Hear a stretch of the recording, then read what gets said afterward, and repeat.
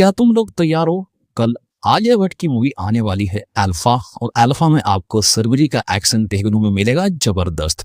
देखो, एक छोटी सी क्लिप आई थी और उसमें सरवरी और आलिया ने एक दूसरे के साथ फाइट की, जिसमें सरवरी ने आलिया भट्ट को बहुत मारा, यानी कि अल्फा को बहुत मारा। इस बार तो सरवरी जीतती नजर आ रही है, लेकिन अब मूवी में इतनी सारी फाइट सीन रखे गए हैं तो कुछ ना कुछ तो मिशन इन दोनों को देना ही था। तो एक स्टूडेंट है ऋतिक रोशन की और एक स्टूडेंट है बॉबी देओल की, जिसे वुल्फ भी कहा जाता है। एंड मैं इतना मानता हूँ कि कुछ भी हो, दोनों के बीच में टक्कर बराबर की होनी चाहिए थी। फिर एक बार फिर इन दोनों में टक्कर हो चुकी है बराबर की, लेकिन सामने बॉबी देओल खड़े हो तो कुछ ना कुछ तो रोमांटिक सीन होगा ही। एंड फाइट सीन की बात कर रहा हूँ मैं, सॉरी गलत वे में मत ले लेना इस सीन को। मैं चाहता हूँ कि इस बार बॉबी देओल अपना एक्शन ऋतिक रोशन के सामने करे तो अच्छा रहेगा, क्योंकि दोनों के बीच में अगर फाइट देखने को मिली तो मुझे लगता है कि दोनों के टक्कर की फाइट होनी चाहिए। अगर दोनों में से एक भी मिस्टेक करता है तो सच में ये मूवी वहीं पर पलटा मार जाएगी।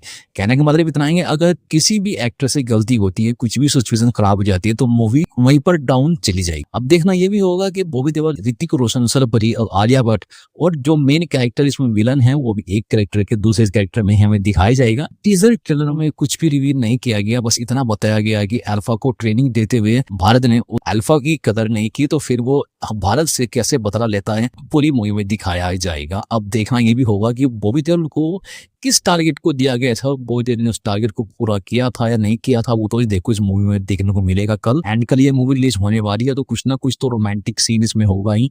एंड मुझे लगता है कि सच में ऋतिक रोशन और बॉबी देओल के साथ एक फाइट सीन काफी लंबी होनी चाहिए, तब जाकर एक दूसरे के बीच की बॉन्डिंग बनेगी। एंड विलन का सबसे मोस्ट इंपोर्टेंट कैरेक्टर मुझे तभी लगता है अगर विलन हीरो को टक्कर दे सके, है ना। आप लोगों को क्या लगता है, अगर मूवी एक तरफा चलती रही तो मूवी में कुछ भी मजा नहीं आता देखने में। अगर विलन सामने टक्कर का हो तो पता चलता है कि हाँ, हीरो में कितना दम है। हीरो में दम हो या ना हो, लेकिन स्क्रीन में पूरा दम होना चाहिए, क्योंकि विलन की ऐसी एंट्री दिखाओ कि हीरो के पसीने सूख जाए।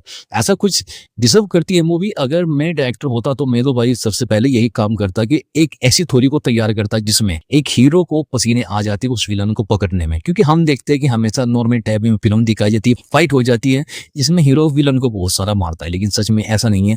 मैं दोनों को इक्वल रखता और दोनों की फाइट को स्मूथली चलाता कि जिससे कि सबको लगे हाँ भाई ऐसा हो सकता है। आई कांट, मैं कुछ नहीं जानता, लेकिन सच में मैं ऐसा ही करता। वैसे आप लोगों को क्या लगता है कि बॉबी देओल और ऋतिक रोशन की फाइट को कितने मिनट का रखा जाना चाहिए? कमेंट सेक्शन में जरूर बताना।